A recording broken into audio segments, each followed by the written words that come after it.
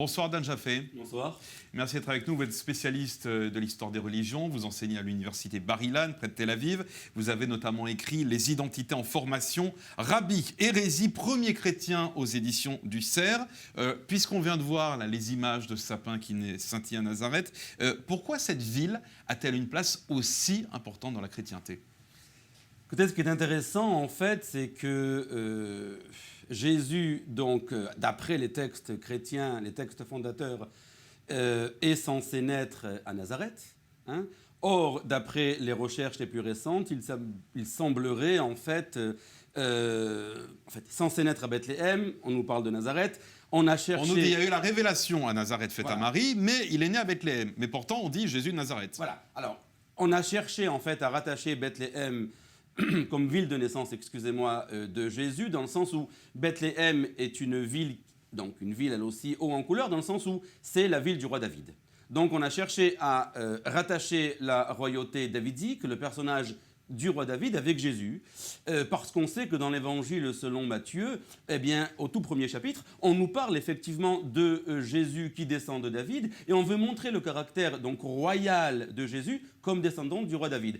Or, il semblerait qu'il soit né, et c'est peut-être le fruit de ma confusion du début, en fait, il est né à Nazareth, vraisemblablement, et non pas à Bethléem. Et non à Bethléem. Et non à Bethléem. Ouais. Ouais. Voilà. D'ailleurs, la ville de Nazareth apparaît de nombreuses reprises dans le Nouveau Testament. Elle apparaît dans la littérature chrétienne primitive de façon récurrente. Et quand on dit Jésus de Nazareth, c'est Jésus de la ville de Nazareth ou alors Jésus le Nazir? Alors, Jésus le Nazoréen, en fait, ouais. Très exactement. Effectivement, alors on a le terme de Nazarénos ou Nazaraoi en grec. Alors, il semblerait que le terme de Nazaréen vienne de l'hébreu. Et viennent du mot Netzer qui apparaît dans le livre d'Isaïe au chapitre 11, et qui veut dire le rejeton. Et encore une fois, cela nous renvoie au personnage davidique, au personnage donc du roi David. Il est le rejeton, il est le descendant du roi David, Netzer. Il est celui qui vient de David, donc d'où le Jésus le Nazoréen. Alors c'est une étymologie possible, elle se rattache à l'évangile selon Matthieu.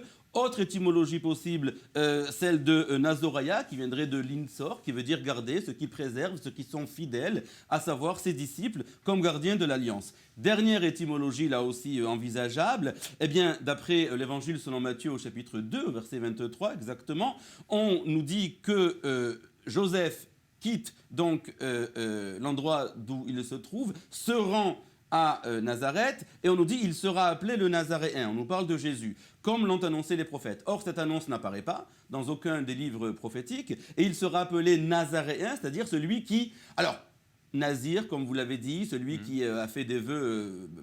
encore que ce soit très peu probable, ou en tout cas celui qui porte la couronne, le nézer, ça aussi c'est une étymologie possible.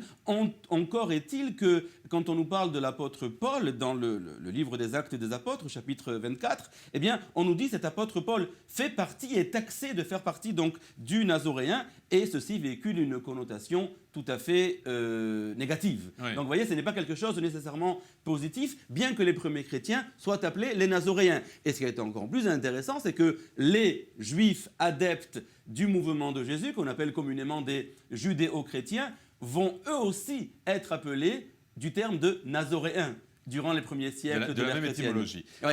Alors, nous sommes le 24... dénomination. Nous sommes le 24 décembre au soir Dan Jaffé. Cette date est importante dans le monde de la chrétienté. Il n'empêche, dans l'histoire, et même avant même la chrétienté, c'était déjà une date importante. Les illuminations, qu'on appelle aujourd'hui illumination de Noël, que ce soit les bougies, que ce soit les sapins, que ce soit les dîners en famille, ça existait déjà avant. Oui, alors, la question, effectivement, est de savoir à quoi remonte l'origine de la fête de Noël, la fête chrétienne de Noël. Alors, il y a différentes hypothèses que l'on envisage en histoire des religions. La première, c'est que la fête de Noël trouve son origine dans une fête romaine, une fête païenne.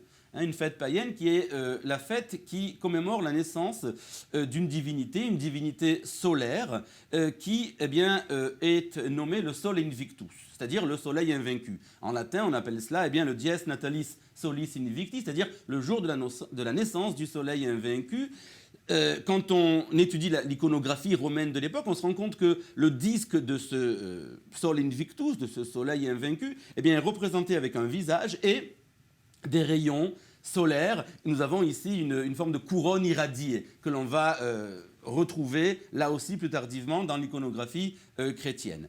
Deuxième hypothèse possible, eh bien, nous avons cette figure de Jésus rattachée, donc, comme je l'ai dit, à ce soleil invaincu, qui serait né le 25 décembre, et ceci est très intéressant, 25 décembre. Deuxième possibilité, 25 décembre, c'est la naissance du dieu Mitra, qui est une divinité au départ iranienne, qui sera adoptée par les Romains, qui sera très présente à Rome au IIe et au IIIe siècle.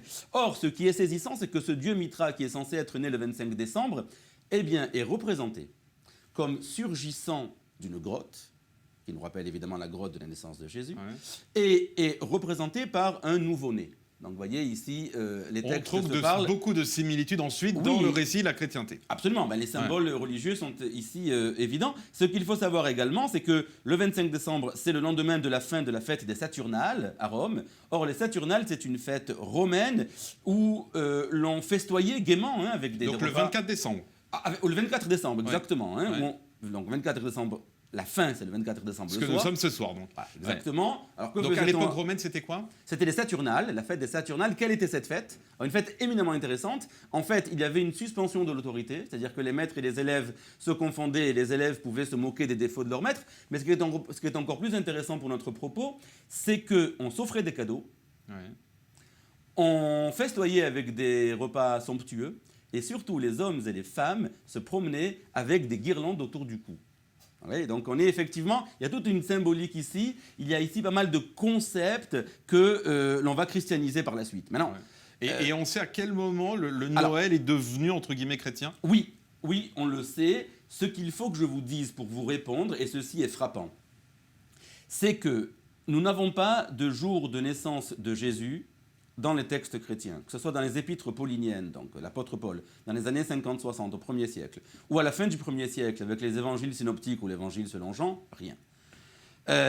Les auteurs chrétiens du IIe siècle, que ce soit Irénée de Lyon dans les années 160 ou Tertullien de Carthage, qui sont les grands auteurs du... On parle ni du 25 décembre, ni du 1er janvier, ni rien. On ne se soucie même pas de savoir quand Jésus est né.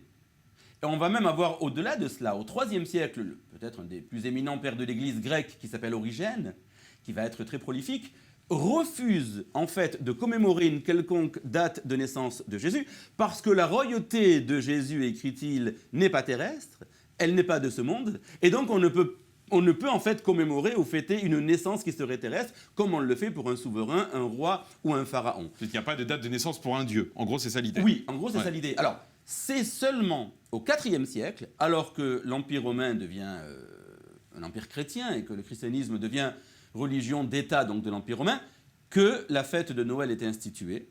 Les premières mentions remontent aux années 336, 350, enfin autour du IVe siècle, mais c'est en 425 que l'on va à ce moment-là instituer Noël, et on va pour la première fois considérer que nous avons le 25 décembre la naissance de Jésus, effectivement se fondant sur des fêtes païennes avec des concepts que...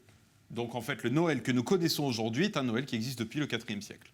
Exactement. C'est à partir du IVe, voire début du Ve siècle, que l'on va instituer la fête de Noël, qui aura christianisé des fêtes païennes plus anciennes. Merci beaucoup, Dan Jaffé, d'avoir été avec nous ce soir. Je rappelais votre ouvrage, Les Identités en formation, Rabbin Hérésie, premier chrétien aux éditions du CERF. Merci d'avoir été avec nous en cette soirée du 24 décembre.